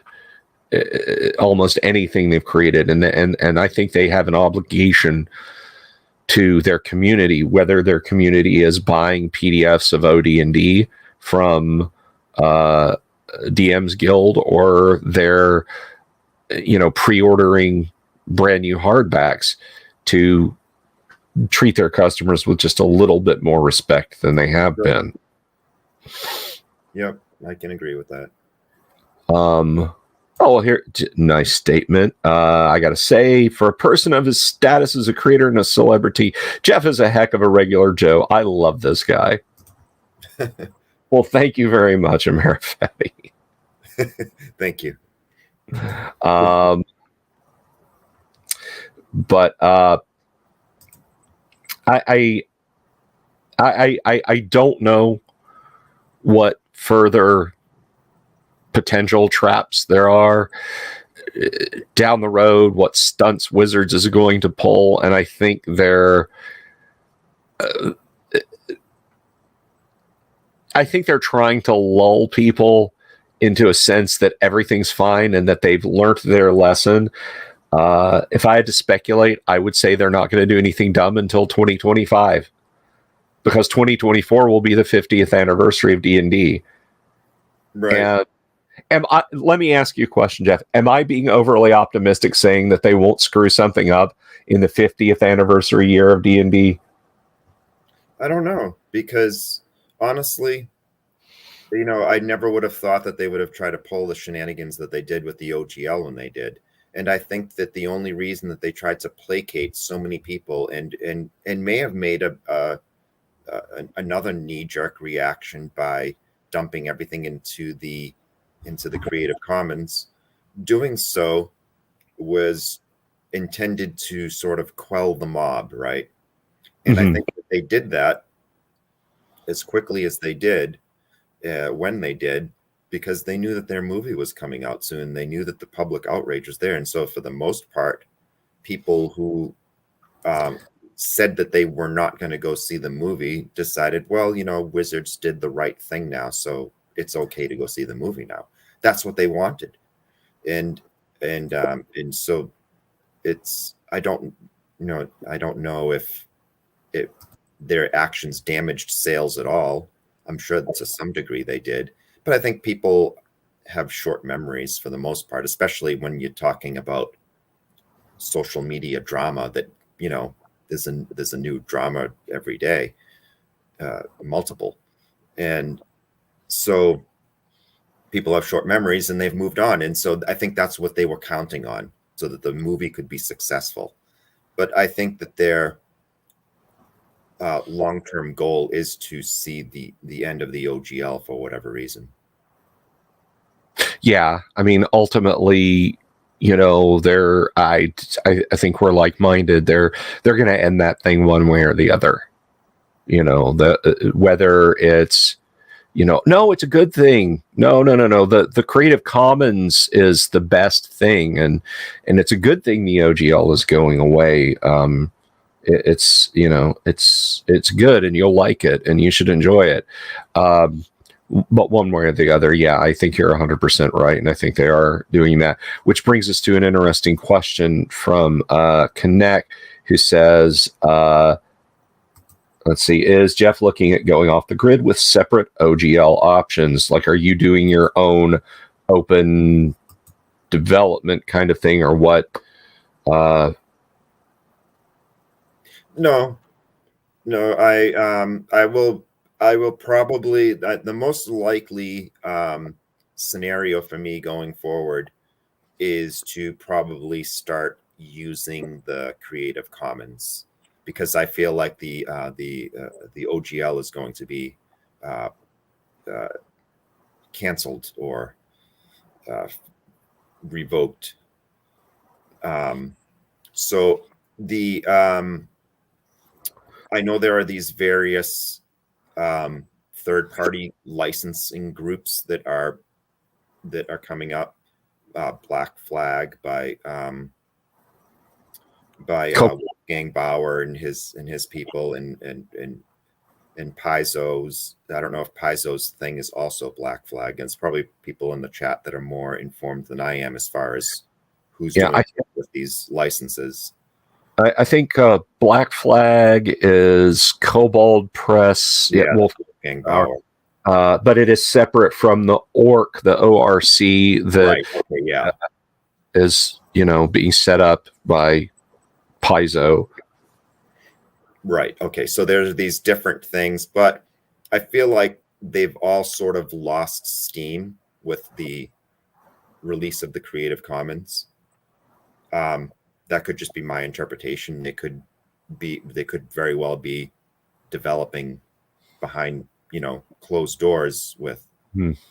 I know there's been some playtest documents of Black Flag released already. But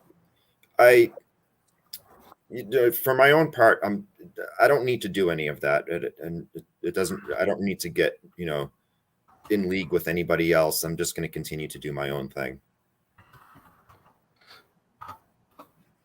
Well, that's good, man. I think moving forward and doing your own thing, I'm very much a DIY guy, and you have. You are certainly the shining example, in my opinion, of what people should be doing as far as DIY and that approach goes. If I may say so, but I'm gonna ask if there's anyone in the chat, if you have any more questions. Now, Uncle Brat has come back. He's stepped away. Uncle Brat asked about, and I wasn't 100% sure about your question, Uncle Brat, so I want to make sure, but I think he was asking far earlier and I missed it, and I apologize to him, but about Clark Ashton Smith and Zothique. But you would, is it Zothique or Zothique? I feel I thought it was Zothique, but I could be wrong. Okay, fair enough. But I think you did address that as influence on the on the overall vibe of Hyperborea. I think definitely, because it's people would tend to think that, well, if it's Hyperborea and it's inspired by Clark Ashton Smith, it's got to be Clark Ashton Smith's Hyperborea. But I've kind of gathered up, for as far as inspirational resources from Clark Ashton Smith, a lot of his fiction, which would include the Averoin and Poseidonus and Zothique and Hyperborea, Zikarf. All that stuff. I've enjoyed all his many creations, and so that you can find bits and pieces of each of those within. So when you talk about the Hyperborea setting or role-playing game that I have, it has that sort of Dying Earth vibe to it that I believe that Clark Ashton Smith was one of the first to create with Zothique. We have a red giant sun which sheds little warmth, and that's very much inspired by Smith. Right on. So I hope that answers your questions, Uncle Brat, and I apologize it took us a while to come back around to that, but I think we're going to take maybe one last round of questions if you guys have anything. We've been on for a couple of hours, which is pushing the limits of what's left of my stamina. Getting the yellow Master Caution fuel flow light on my console right now, so I'm gonna have to bring this bird down on the deck soon. But if you guys have any more questions, please fire them off, and I'll queue them up, and we'll get them for Jeff. I see one over here. Did I miss one? This is a comment from Crafty Matt, who said, I just ordered another set of Hyperborea 3E to give as a gift to my buddy that just joined our gaming club. We'd very nice. We'd like to see stuff like that. One of the most gratifying things that I see from time to time is when I have a new customer who orders a set of books, and then a week or two later, they order just 3 or 4 players' manuals. And so that tells me that they liked the game and they want to now play the game with their family or friends. And so it's always a great honor to me when I hear that fellow gamers buy my game to play the game and not just relegate it to, being shelf material. There's a lot of good games out there. We have a plethora of games these days. A lot of them are very good. There's a lot that aren't to my taste, but there are a lot of really good ones out there. Weird ones, interesting ones, familiar mechanics, different mechanics, all kinds of stuff. And so to hear that someone chooses to play Hyperborea to me is always like, wow, that's great. I'm honored to hear that. Excellent. Let's see. Not a question, but a comment from Bob Jester. I'll just put it up here. And I'm queuing up the last couple of questions. I've only seen a few references to Hyperborea over the years, but your in-depth descriptions of Hyperborea has me wanting to get it. Thank you. Oh, thank you. I appreciate hearing that. That's from Bob Jester. These are this one's a little bit for me too, and I thank you, Amira, for asking this because I forgot to ask you this. But will you attend the Great Underground Online Gaming Convention later this spring? The GWOC? You're going to have to enlighten me. I don't know what that is. You don't know what the GWOC is? I thought everybody who was anybody knew what the GWOC was. So last year I did... this blows my mind. Last March, I just crossed the threshold of 1,000 subscribers on YouTube, and I jokingly said, well, if I ever get 1,000 subs on YouTube, I'll do an online convention. Oh, okay. And I was smug because I was like, that's never going to happen. I'm not going to have to worry about it. And then it happened. Okay. So we're having our second Great Underground Online Gaming Con, and I guess someone was asking if you would attend that. It's just virtual gaming, run games, play-in games, that sort of thing over the course of a weekend. We have merch, by the way. We actually do have merch. That's great. When do you plan to do it? It is going to be actually in June. Not around NTRPG. It's either going to be before or after NTRPG, because I know it would just be me sitting on my computer for a weekend if it's the weekend of NTRPG. So I'll get you the information. How about that? And okay. I'll let you call it there. And let's see. This is it. Last question from Matty Q. Any plans for another standalone monster manual or splat books?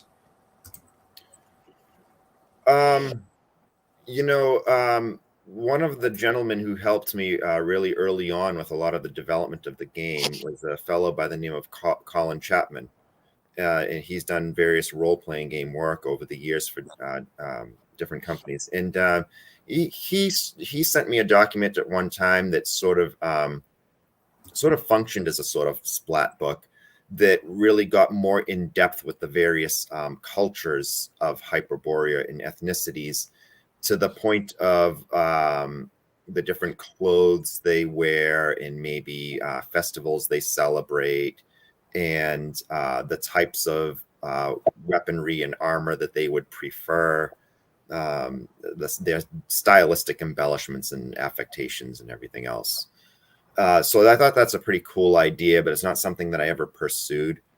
As far as a standalone monster book goes, I'm not at that point yet. I like including the monsters in my referee's manual of the game, that I have like setting, monsters, magic items all together in one book.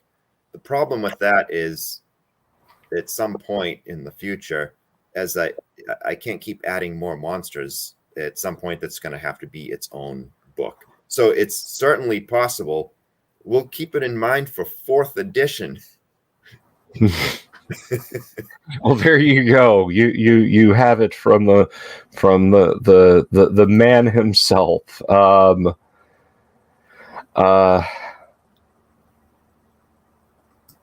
Yes, I will get some rest, Mara. Don't worry. But you know what, guys? First of all, if you're just stopping by and you're not already subscribed, please click the subscribe button and the bell icon for notifications, because we have guests aplenty lined up for the show, and great content in general. At least I think so. 5 nights a week, I do the live streams. I sprinkled some little informative and fun and newsy videos in. Tomorrow night we'll be back. We're going to have a special mail call. Mail call is usually Monday, but tomorrow night we're going to do mail call Friday, because I got a little something, but I wanted to give the whole time we had tonight to Jeff. So we're going to do an unboxing, opening, mail call tomorrow. Then at 9 o'clock, as long as I can stay more or less vertical, we're going to play some classic Gamma World. We're going to return to the waste of Gamma World, and we're going to do that live for you guys. Thank you, Trace. Thank you for subscribing very much. If you want to support the show on Subscribestar or Patreon, it's down there below. But the best thing you can do is subscribe and like and leave a comment below. Like, if you came in later, don't worry. This, like, if you're just coming in and you're like, but wait, just leave a comment. And if you have a question for Jeff, I'll try and get it to him for you and bring you an answer. Because the streams will stay up. This was not like a concert. I missed it and I can never see it again. But thank you all for being here. But thank you, moreover, to you, Jeff. It was a stone groove having you. You'll come back, right? Of course, yeah. Good. And maybe I'll actually be able to string a few coherent thoughts together and won't be racked with plague. You did fine. Thank you very much. So we're gonna dip out of here. I'm gonna roll our wonderful closing credits, music by Bob Antone. Jeff, stick around for a hot minute if you would, and the rest of you people, go home. come back tomorrow. Anyway, I love you all. Take care of yourselves, and we'll see you later.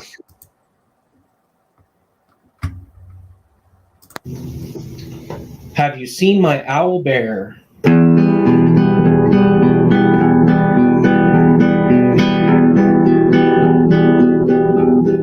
Here's to all the weirdos everywhere, in the woods and in the air. Have you seen my owl bear? Should I shave off all my hair? Bobs are all around, some live in tunnels underground. Some are fat, some are rich, some are sleeping in a ditch.